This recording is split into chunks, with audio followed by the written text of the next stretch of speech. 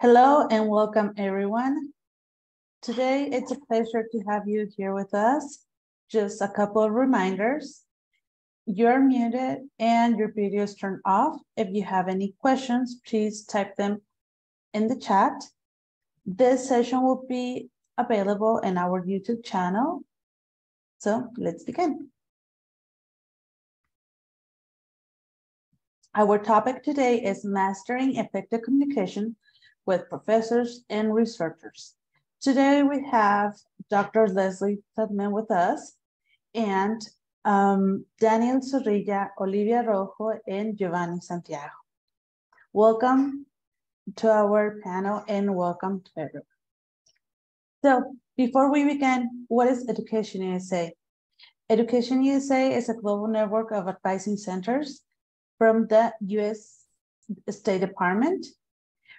Here in Mexico, we have 23 advising centers. All of our advice, support, guidance, and resources are completely free. Our target are students, high school institutions, NGOs. We provide accurate, comprehensive, and current information. You can find more information at educationusa.state.gov. So before we continue, we are going to read a short bio of our presenters today, starting with Leslie Tubman.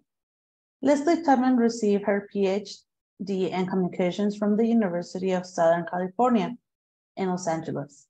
She taught at Marymount College of Fordham University in New York for 20 years. Dr. Tubman was a Fulbright Scholar at the University of the West Indies in Barbados. In addition, she was a postdoctoral visiting fellow at Harvard University. Dr. Tubman has been a guest lecturer in over 40 countries, specializing in cross-cultural communication, studying in the United States and international film history. Welcome, Dr. Leslie Tubman. Thank you. Thank you. Now we continue with Daniel Zorrilla, PhD student at University of Delaware. Daniel Zorrilla Velázquez is a doctoral student in the Public Policy and Administration program at the University of Delaware. He received a master's degree in public administration from the University of Texas at San Antonio and a law degree from the Autonomous University of Hidalgo State in Mexico. He worked as a graduate intern at U.S. Congressman Joaquin Castro's district office and as a graduate research assistant at the Institute for Economic Development in Texas. He is a recipient of the Opportunity Fund Scholarship Award by the U.S. Department of State. Welcome, Daniel Zorrilla. Thank you. We continue with Olivia Rojo, PhD student at Cyprus University. Olivia was born in Chipalcingo, Guerrero, and grew up in the state of Mexico. She is a first-generation student, and nowadays Olivia is a biology PhD student at Cyprus University at Oliverio's lab. She has a keen interest in studying microbial communities and their interactions with plants in the environment. Currently, she is conducting research that analyzes the fungal and bacteria communities in the soil of various forests in the eastern U.S. and how they contribute to nutrient cycling and litter decomposition. She participated in the Ocean Hackathon organized by the French Embassy in Mexico, where she worked on solving issues related to the sea. Additionally, she has engaged in data analysis and volunteer with NGOs to help achieve the Sustainable Development Goals. Welcome, Olivia Rojo. Thank you so much. Hi, everyone. Last but not least, we continue with Giovanni Santiago. Is a Mexican microbiologist interested in the ecopsychology of methane-producing microorganisms and the biochemistry of biomolecules involved in their cellular process. His research has focused on the regulation mechanisms of cellular process in microorganisms and how energy status influences their ability to resist environmental stress conditions. Gio's research goal is to understand the function of archaea in the biochemical cycles and host associated microbiomes. He is also interested in bringing up-to-date knowledge of archaea to the classrooms and the outreach activities, as well as promoting more inclusive science through mentoring and service. Gio is the principal investigator of the microbiome ecopsychology lab at UConn. Welcome, Giovanni Santiago. Hi, everyone. Thank you for the invitation. Now, we are going to continue with our dynamic today. I'm going to explain it and we will get started. This session has the objective of analyzing efficient ways for us to establish communications with professors and researchers in your new study program. Today's guests will help you understand from their point of view as researchers and professors the best way to communicate your ideas, proposals, doubts, and struggle. So with us in this part, we will have the participation from Adri Molina, advisor at Morelia, and also our colleague Ana del Arenal at Hidalgo, advisor at Hidalgo. Welcome, let's begin. Thank you. Hi, everyone. Good afternoon. Hi, Anna. Hi, friend. Why don't you start? No, you start, friend. You start. All right. Thank you very much. So as Magali said a minute ago, we are going to start asking some questions and directing these questions specifically to some specific people. All right. So let's start with Leslie. Leslie, can you tell us, how can I identify the researchers or professors I should communicate with? How can I identify them? It's a big question. My background is arts and humanities. I'm the A in STEAM, science, technology, engineering, the arts, and math. And now I see many of your students and audience members are interested in the sciences. For those in the social sciences and the arts, many times PhD students who are interested in pursuing a PhD do not have to reach out to an advisor before applying. I just want to emphasize that every school, every university, every department makes their own decisions regarding rules, procedures, and you just have to give them what they ask for. Whatever they ask for, you just check it off the checklist and do it. For some non-science departments, the department would like you to take 1 or 2 years of courses before you, an advisor, make a marriage. And that's because some departments want a student to have a broad base of knowledge before they focus in on their specialty, on their research project. For science and engineering students, you know, many PhD research projects are advertised. They are advertised. A professor might be actively looking for applicants, actively looking for a person like you. So sometimes the professor does have a project in mind and will advertise in a scholarly journal, maybe will advertise on an education website, or on a lab website, or on the professor's own website. And so for an advertised research project, you really do not need to write a research proposal because the project is already defined for you. The project is already preset. But you just have to prove that you are the right person for that project. Shall I continue in terms of our time? I have a few more pointers about that. about this how to topic? identify an advisor, how to communicate with a potential Go ahead, advisor. doctor. Go ahead. You have to do, as you know, a lot of research to find a potential advisor even before you begin applying, even before. So it takes time, it takes patience, it takes research. There are two places that I recommend you go to immediately online. That's, of course, Google Scholar. Google Scholar will list dissertations, master's thesis, and you read through, see who the advisors were. You can also go on ProQuest, PROQUEST.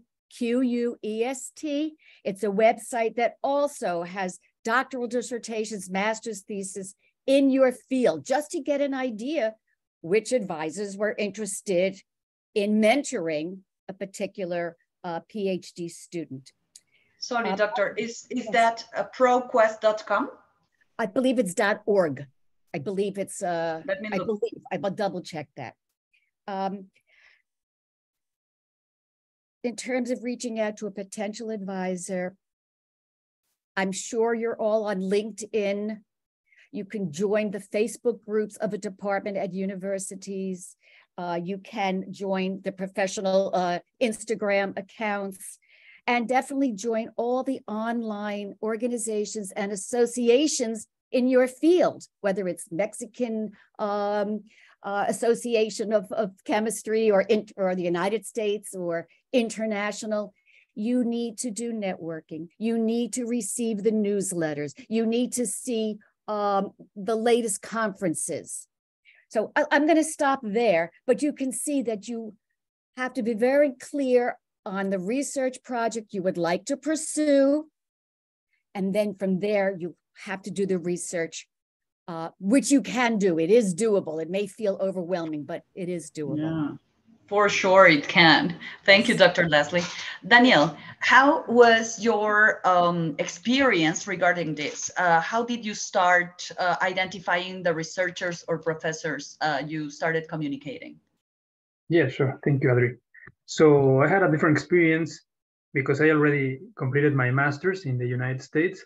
So one of my professors over there, she told me to start looking for other professors at other universities, as Professor Leslie was saying before, or even myself, I was going to each university that I was interested in and going into the faculty profiles and see if they had like similar research interests to mine. But I would say like you have to be very, very specific on the research interests, because, well, I know these experiences of people like applying to something extremely broad just because some professor works that topic, and that wouldn't work because maybe they don't specify in that specific idea that you want to do. So I would say like people should have looked to do lots of research, to look for many, many programs. I would say like at least 10 or 15, because sometimes many professors, they wouldn't reply to your communications. They're very busy people, very, very busy people. So, or some of them, they would go in like a sabbatical year. They would not be working until the next year that you intend to apply, or maybe they're not interested in having a new student. That happens too. So I would say like as Professor Leslie was saying, go to Google Scholar and find one of your main research interests and find a very specific topic, and from there, look for the names and be sure that that professor is still teaching in that university, because some of them, they have already retired or they moved to another university. So yeah, I would say great tips. Thank you very much. Thank you both. Annie? yes. Great advice, Danny. Thank you so much for sharing that. I'm gonna continue with Oli and Geo. So I'm gonna start with Oli. What are the main reasons or situations where a grad student should communicate with a researcher or professor? I would say that when you're talking about the main reasons that you want to communicate with a professor, it's to be very specific and don't write a long message. Just introduce yourself, and the reason is that you are pursuing a PhD or a master's degree or something, and try to specify the program that you are interested in. And also try to introduce a little bit yourself, explaining what have you done in the past, maybe your background experience that maybe you have, and connect that with the reasons that you are looking for an opportunity with the professor or the university or the lab. I think that these are the main reasons, and try to specify the goals that you want. And another important reason is that you want to have an appointment, if possible, with the potential principal researcher, and to know if he or she has some opportunities in him or her lab to be accepted, if there are funding or not. But that's the reason that you want to ask for an appointment by Zoom. I mean, like a video conference, or an appointment if you are close to the university. But I will say that those are the main reasons. And something that I like to add before from the previous question, I would say that in my experience, I found my advisor by Twitter. So use Twitter too. Many researchers post a lot of opportunities there. So it's another tip that you could use. Thank you, Oli. So, you know, guys, I don't know if that was your case, Danny and Oli, but last few weeks, students had, I don't know if you remember the speed meeting with the representatives. Did you have that? Yes. So see that we arranged like meetings for you with some representatives. Yeah. So this year we changed it a little bit, and we just gave information to our students, like, here's the universities that will give good funding. This is the name of the representative. If you want to reach out, you can, but it's up to you. Now you have to do all the job. So we are now finishing with that task. So this week we need to see how it went. Hopefully it went well. So I believe that this session is going to be really useful for all of the Opportunity Funds grantees. So continuing with Geo. So what was a main reason that you had to reach out to a professor or a researcher? That is a very good question, because I think it's one of the first steps. So I will say that maybe you have to take in consideration two things. One is, you want to join that program because the university, or you want to join that program because the professor doing that type of research. So if you are interested in a specific university, you have to check first the PhD programs in that department or that institution. And the protocols the process to apply for that program in that university. But if you are interested in working with that specific person, you have to ask to send an email to that professor. So, and I will say that a short email asking for, introducing yourself, but always emphasize why you want to join that lab. That will be, if you write that, I think you will get a reply.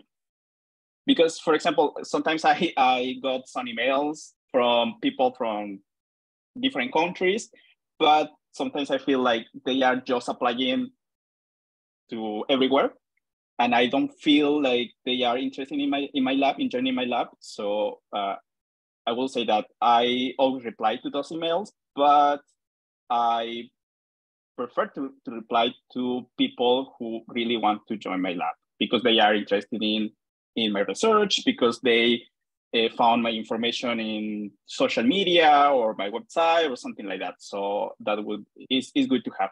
And maybe those students don't have the background or the skills that I think they need for joining my lab, but maybe they have some other skills that I can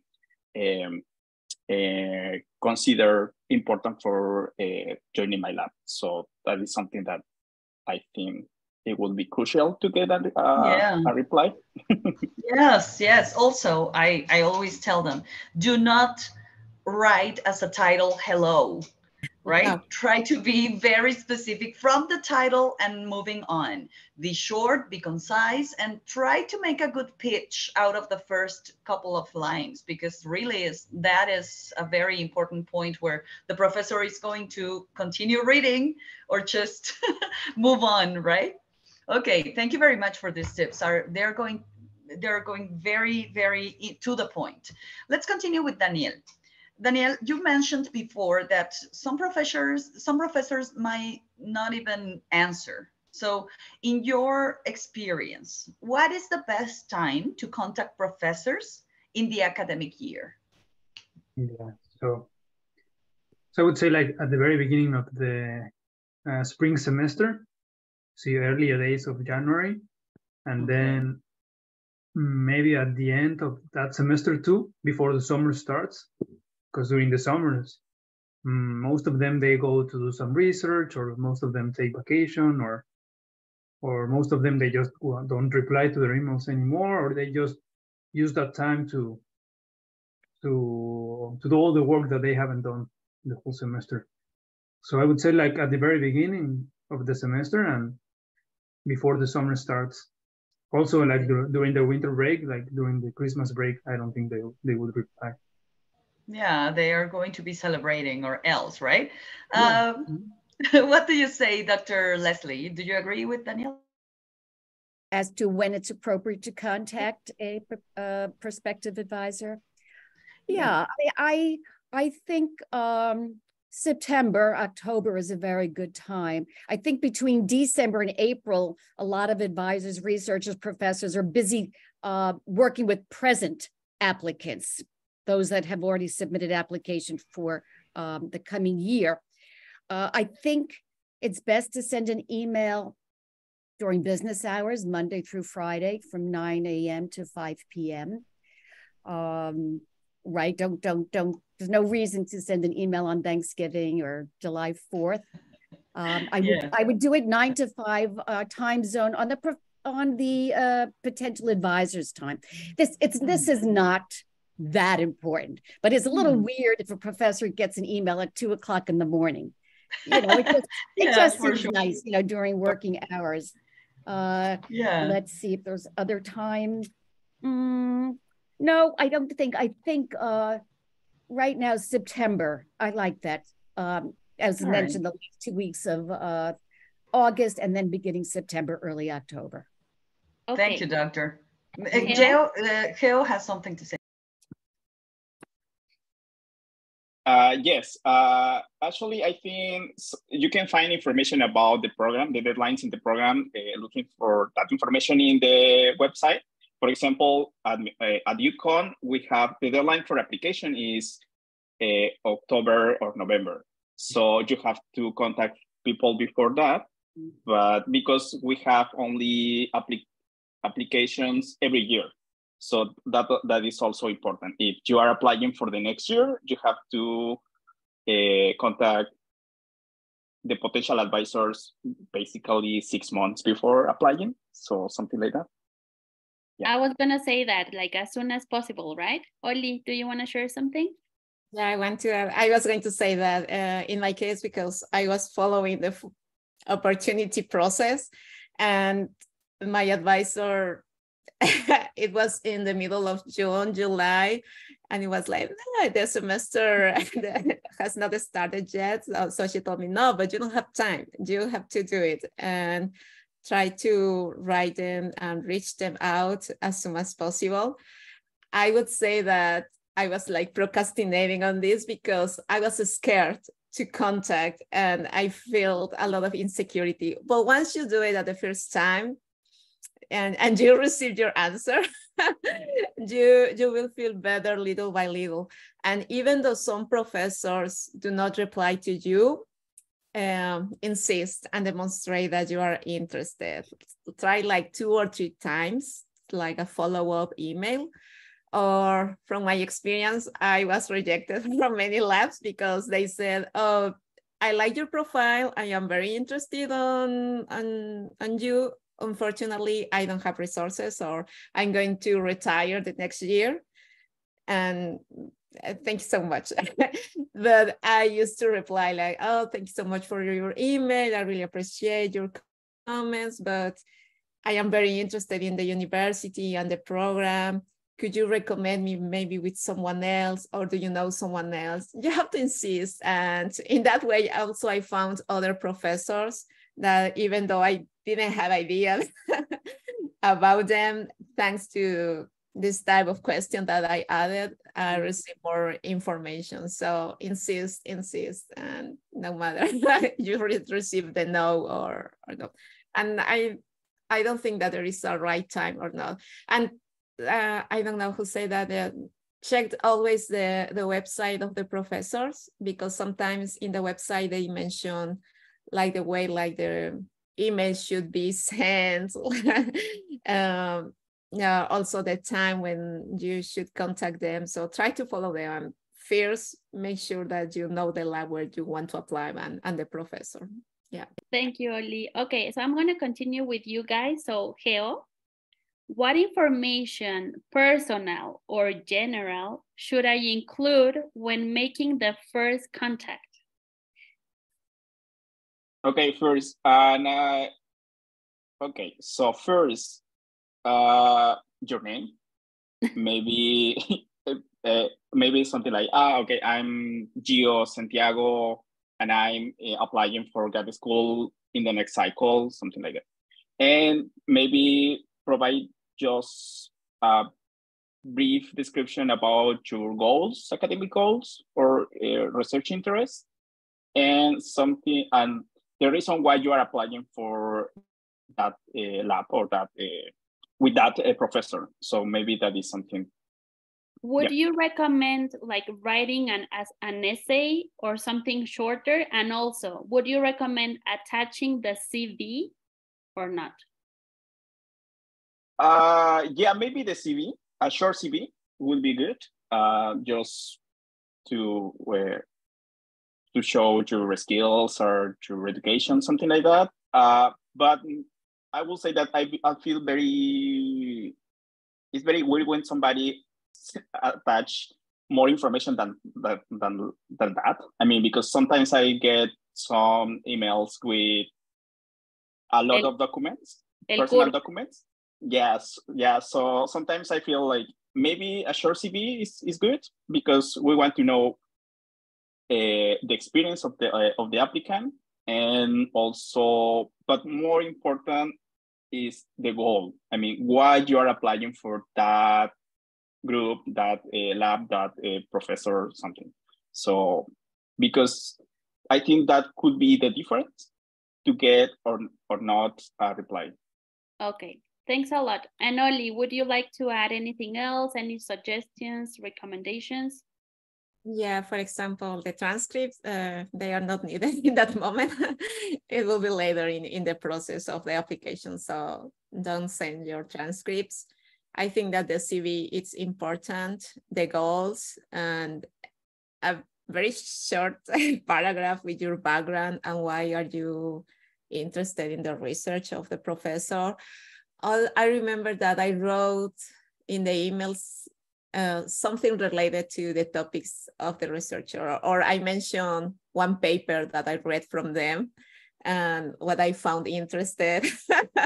It was like, I think that they felt, in my mind, it was like, I should demonstrate that I really know the person and I am very interested on him or her work. So at least I should mention the title of the paper that he wrote, maybe the most recent one, or maybe the most with most citations or things like that. Something from the professor to be present. And be careful when you are sending the email. Do not confuse the names of the professors or the university. Yes, I spent a lot of time sending just one email because even don't do copy and paste. Don't do that. Just be very, very careful and try to be very personalized every email. You are going to spend time on this maybe one day just to send 2 emails or 3, but don't make a mistake on this, because if you do that, you will be rejected for sure. I would say okay. That. The CV is important. Thanks, Oli. I don't know if Geo, did you want to add something else? Yes.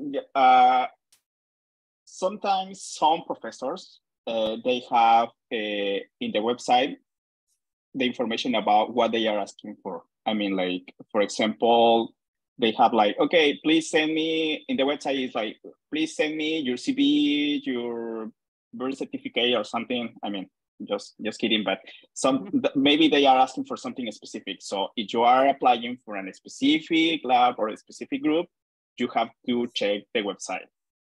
Or yes, or if they don't have a website or they don't have any information, maybe sending just a short CV and a short email, that will be enough.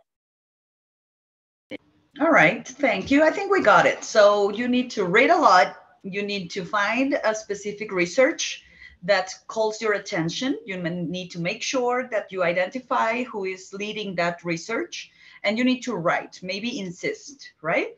But sometimes, Dr. Leslie, sometimes conversation dies right there.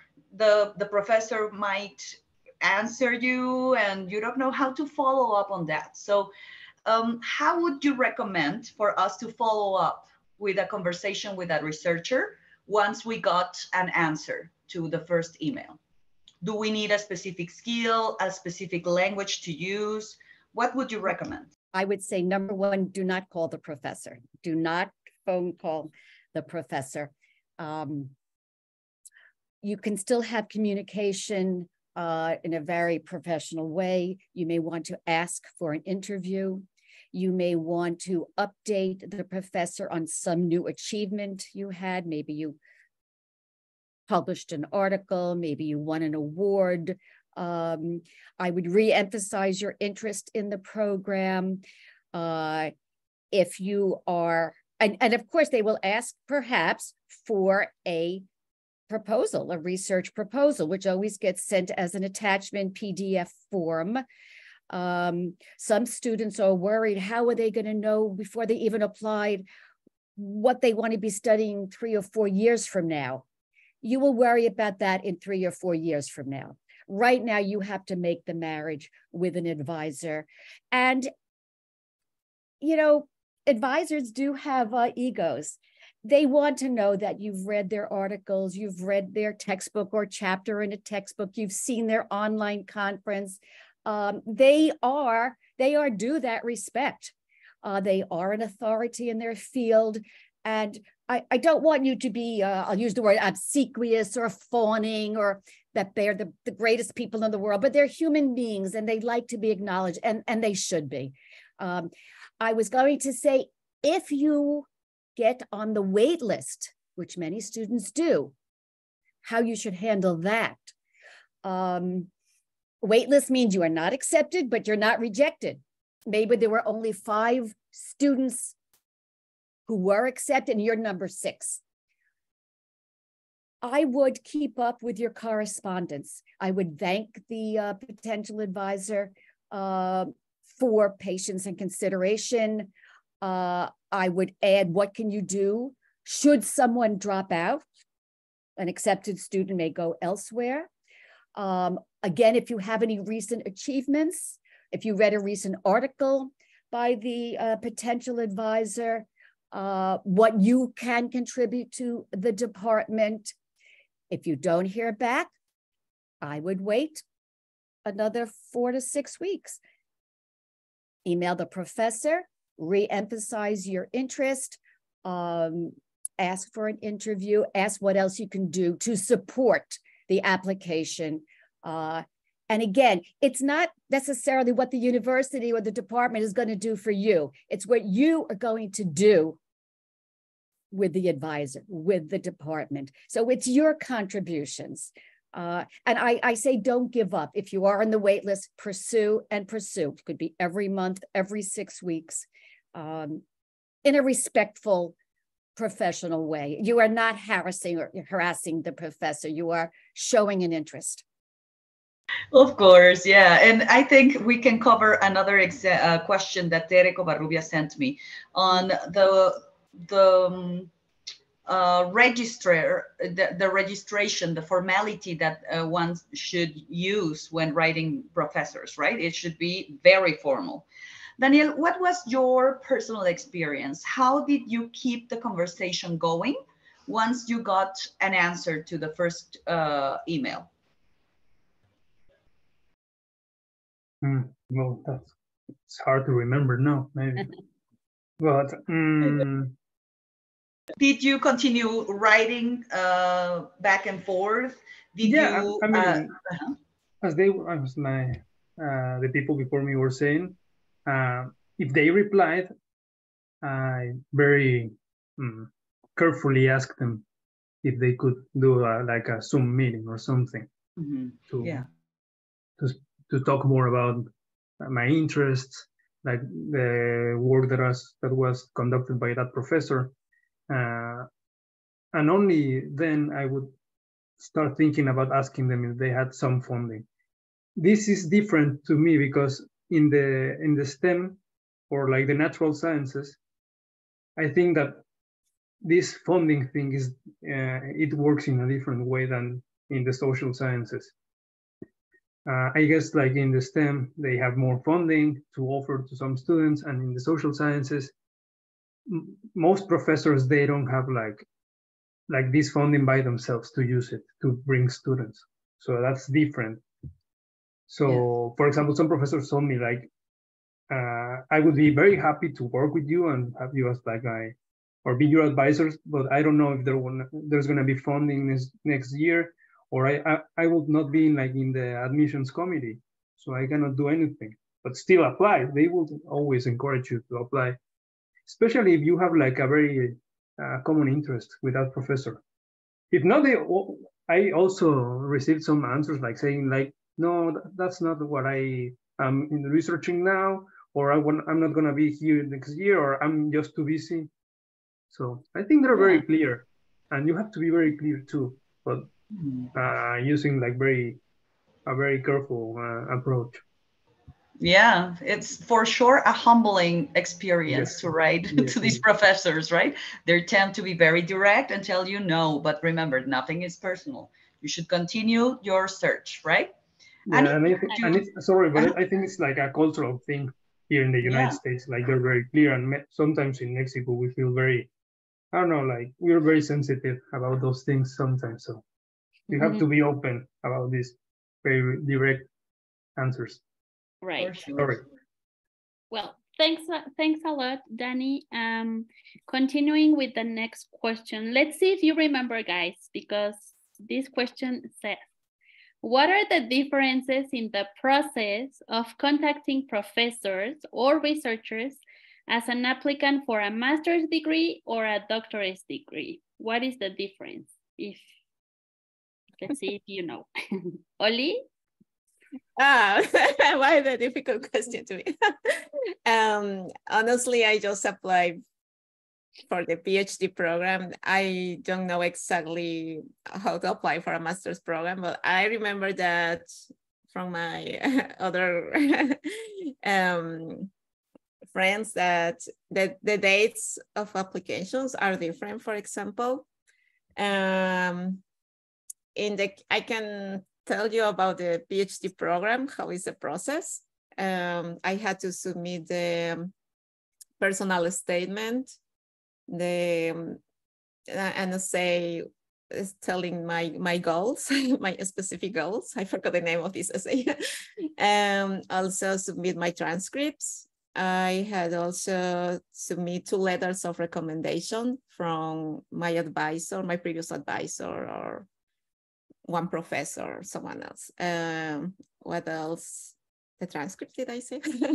Yes. The TOEFL score, the GRE score of the test. Nowadays, most of the universities are not asking for this exam anymore, but if you make these exams, really is like a plus for some universities. And yeah, just check the dates and submit your application on time. And if it is not possible, explain why. And in my case, when I applied to Syracuse University, it was the last university that I applied.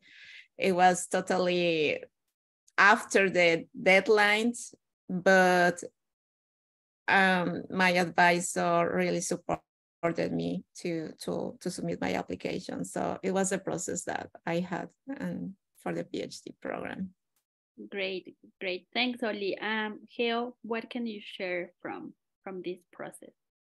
Yeah, first you have to identify the program. I mean, for example, I'm in a R1 institution, so that means we have master programs, but we are also PhD programs because we do research.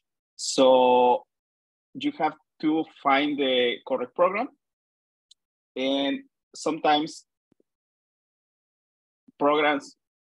every program in the same institution, they have different times and different requirements. So you have to make sure that you are applying for a program and what are the requirements for that program. So I will say that the main difference is between master program and PhD program is the funding in our one institution.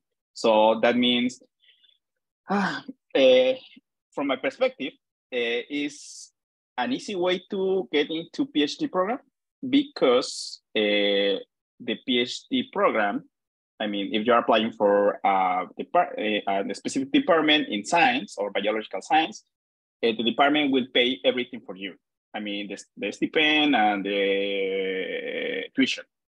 But if you're applying for a master program, sometimes the institution doesn't pay for the tuition, for the scholar, the tuition. So the process could be a little different because maybe you have to apply for a master program. If you get accepted, you have to apply for a fellowship or other several steps. But if you're applying for a PhD program, maybe they will offer you the full stipend and full funding. Right? Funding, yes. So, yeah, something like that. And I will say that is usually the main barrier to accept students. Because in science, in biological science, professors have to have funding to accept the students. So, and that is something, I mean, the funding is usually the limiting step. Yes, it is.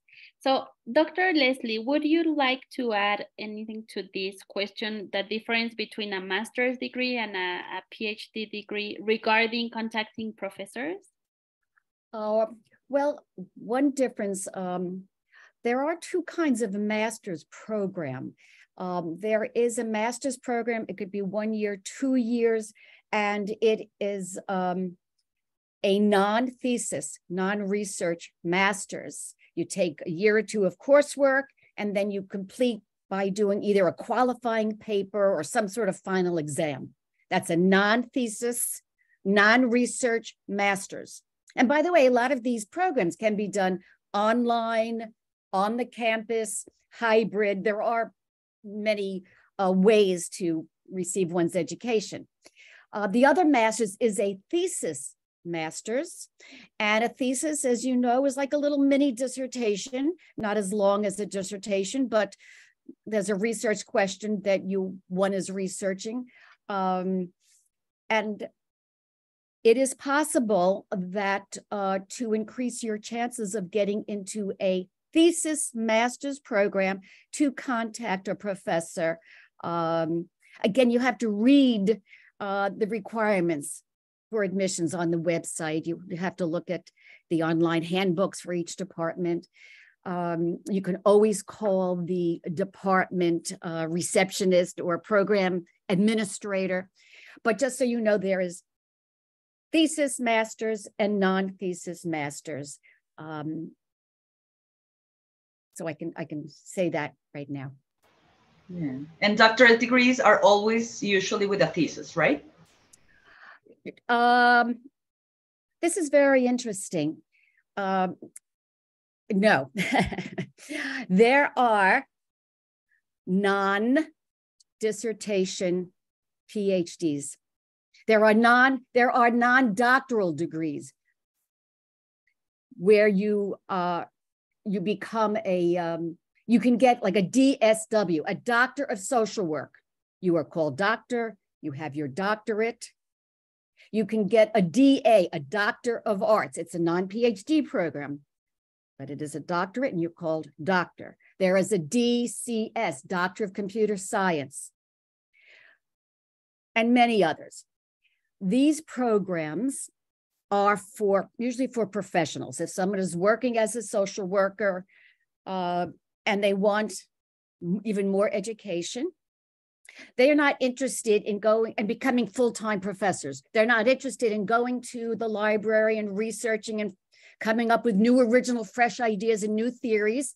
A social worker who already has a master's and is already working takes existing theories and applies it to their social work practice. They do not write a dissertation. They have a project. The project can mean something like running a program for people who are addicted. Someone who is a principal of a high school does not want to teach full-time at a university, is already a professional in the education field, probably has a master's, and now wants to get an EDD. It's a Doctor of Education. This person is not interested in researching and research questions and theory. The person who is a high school principal wants to take existing theories and apply it to the elementary school. So just to let you know, I believe the question was, do all doctorate programs require dissertation? The answer is no. If you get a Doctor of Arts, you may be conducting an orchestra or composing a symphony. It's a project-based, it's a research-based. Thank you very much, Doctor. A lot of information. A lot of information to take in. So we are once again advising our audience to look for this video in our YouTube channel. I think we are going to upload it tomorrow because this is a video you should watch more than once, right? To get all the information. Daniel, let's move on with you. Are there any cultural aspects to be aware of as an international student when contacting a researcher or professor? You already mentioned one, right? Get ready to have very direct answers, yes or no. Are there any other cultural advice that you can give us? Yeah, like the same way as you should be ready to get very direct answers and very short answers. You should write your emails that way also, I think. I mean, maybe how can I say this? You should include all the relevant information, but you should be very careful to make it as short as possible. Because these people, they don't have enough time. Sometimes, I don't know, sometimes they become bored and they don't want to read like a very extremely old email. Also, like if you're gonna send like a CV, do it like, not like the academic CV, do it kind of shorter so they just can skim through and see the most relevant information they need to know about you. Because some people, they include like the high school degree or maybe like elementary school or something that is not relevant for kindergarten, yeah, the first job. Yeah, exactly. So be very, very specific and very direct with your questions and get your emails very short and your answers very short. I would say that. Thank you very much. Dr. Leslie, have you been in contact with an email that you found, I don't know, culturally, I don't know, culturally weird, that you had a hard time reading or understanding what the person wanted to say? What has been your experience in reading international students? Well, I have to say, I'm very proud of having a PhD, and it is protocol in an email to call me Dr. Taubman or Professor Taubman. It's a little bit, I don't want to say insulting, but inappropriate to call me Miss, M-I-S-S, or Mrs. M-R-S. You know, my marital status is not important. I would say in the emails, don't do silly fonts, don't add colors, don't put emojis, don't make jokes, don't use language that is gender insensitive, meaning, you know, for the academic departments, we used to use the term chairperson. Actually, no, we use chairman, the chairman of the department. And now we would never do that. It's the chairperson or the chair. You know, we would never say policeman now, it's police officer. It's not fireman, it's firefighter. So to get language that seems out of date sometimes happens in emails, and I'm like, if there's anything else. Well, you know, just about being gender sensitive, you know, the ongoing issue with pronouns, that people want to be either identified as he and use his, or she and use hers. But you know now, and this professors, we don't know how they identify. So sometimes you will see on their profile, they identify as they, T-H-E-Y. I'm just putting it out there because that's just another element of communication that has come into the mix in recent years. I would just say in all emails, be professional, be formal, be to the point, be direct, as was mentioned. You're being assertive. You are not being passive and wishy-washy, and you're not being aggressive. You're not being arrogant or boasting. That's a whole other topic, but to be assertive, not passive and not aggressive. Thank you very much, Doctor. I'm going to include one of the questions that people is writing in the chat box.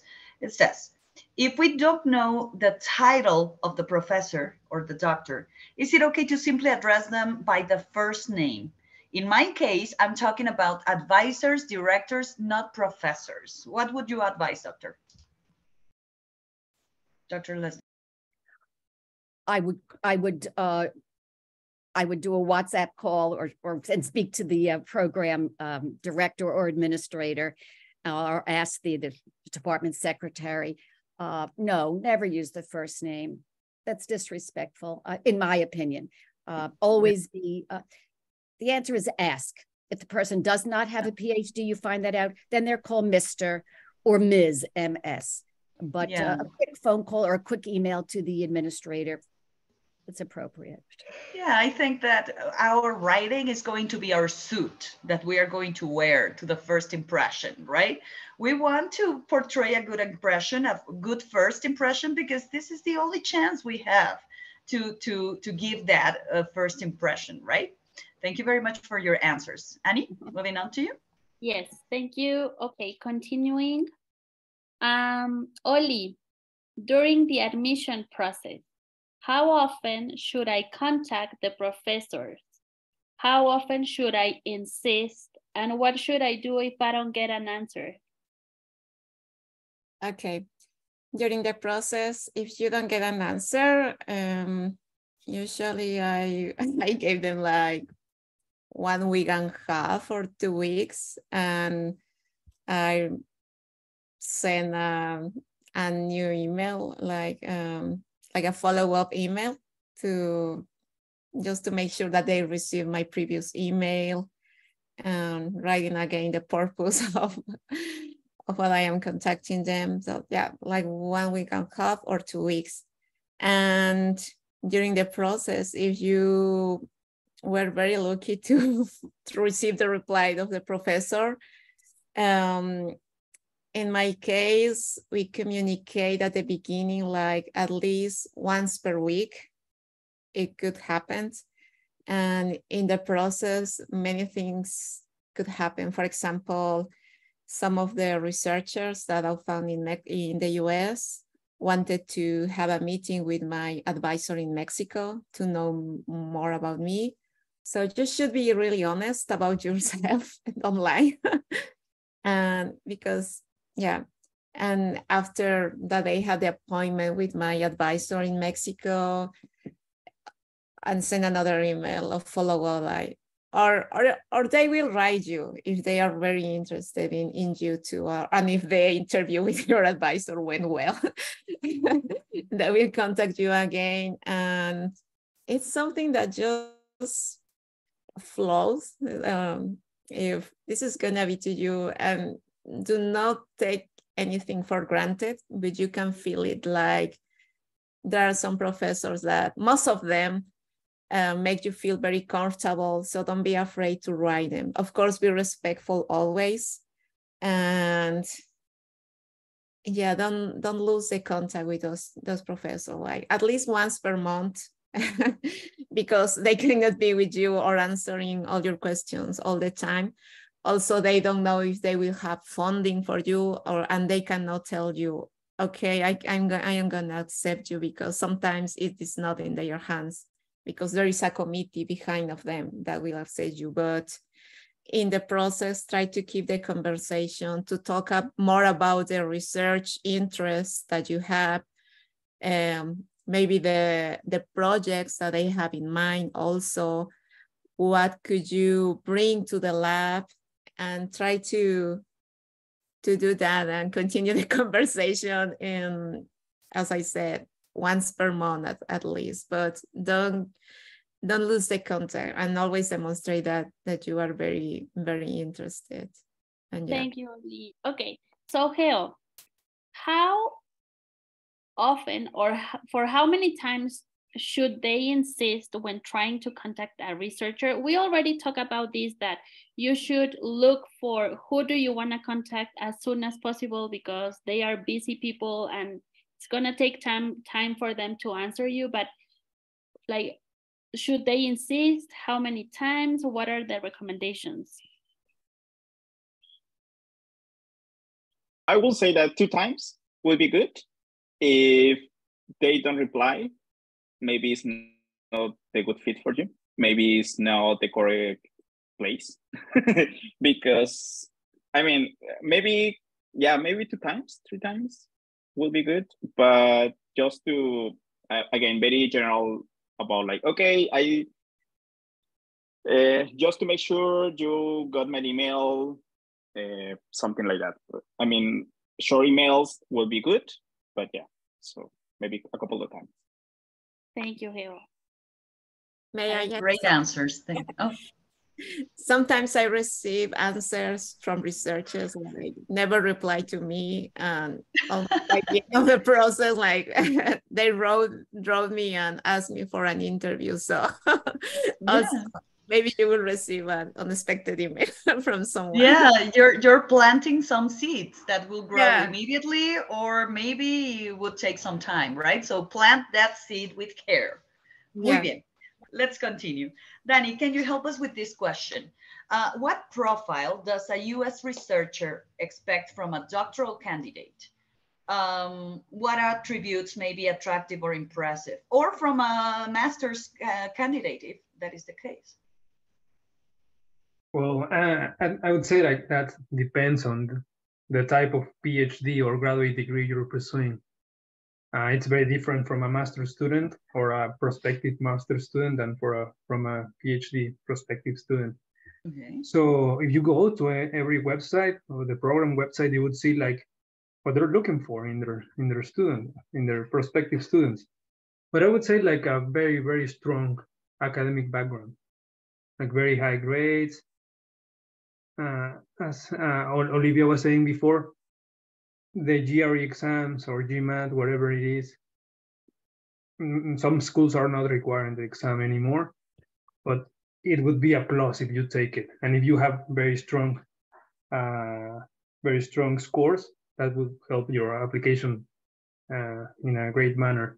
Also, like if let's say like your transcript is maybe weak, you could make your application stronger if you have very strong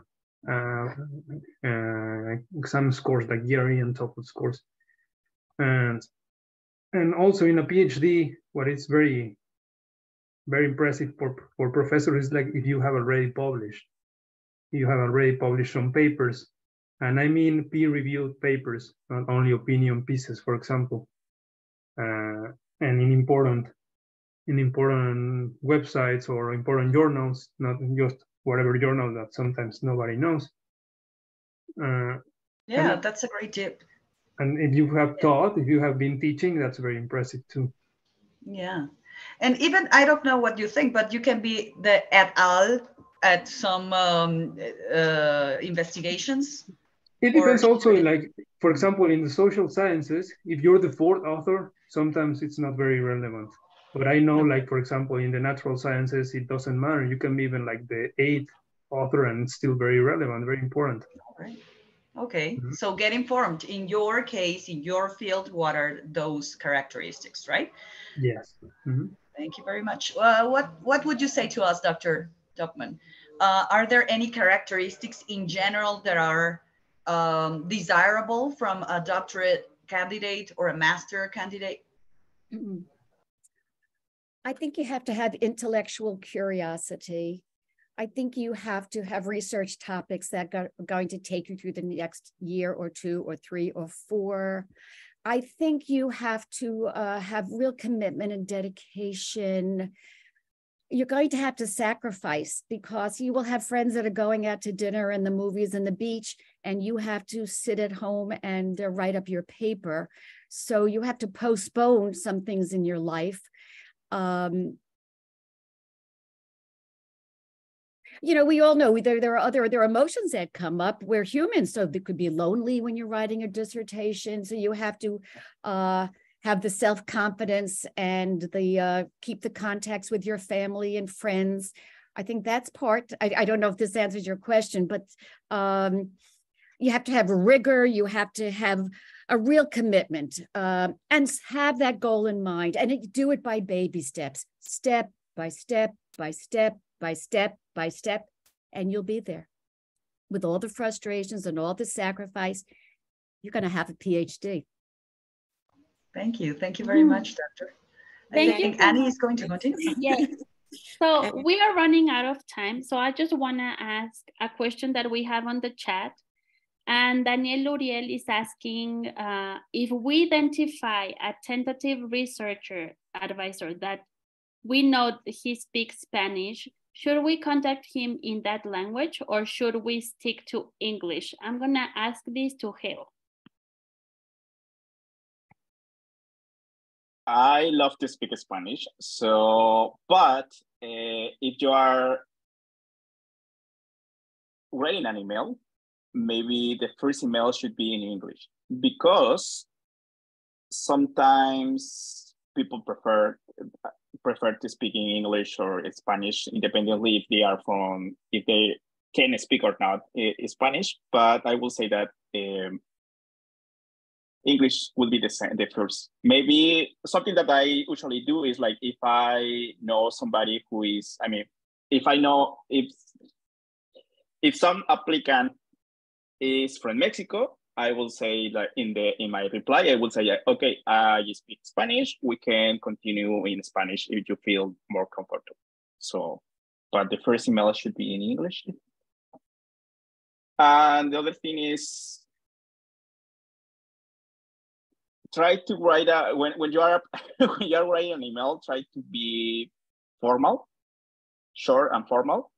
And that is, I think, again, that is a very key aspect in the email. Okay. All right. Thanks a lot. I think Daniel has, yeah.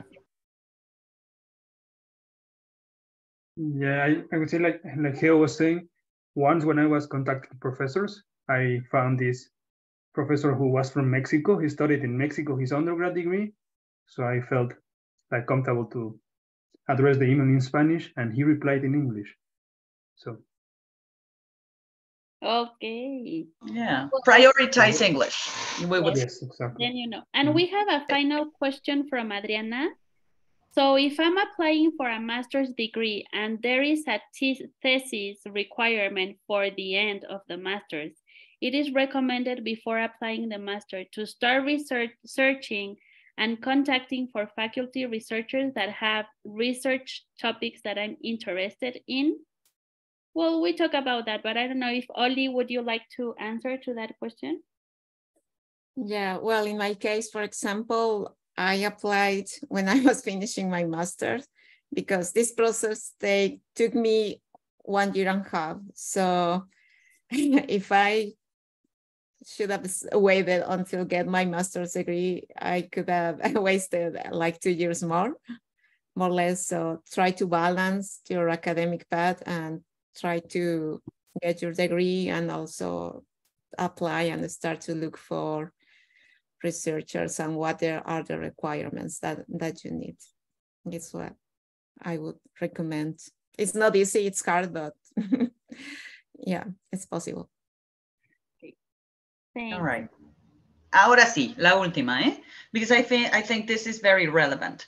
Someone asked, if we are applying for a program just for a particular group of researchers, but the program mentions not to contact any professor in advance, should we still contact them or to at least ensure they are going to be recruiting students for the upcoming years? Who would like to answer that one? I will say, do what the admissions department wants you to do.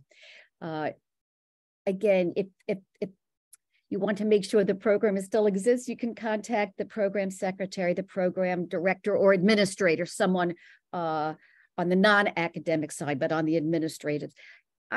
No, if they say don't contact a professor, you don't contact a professor.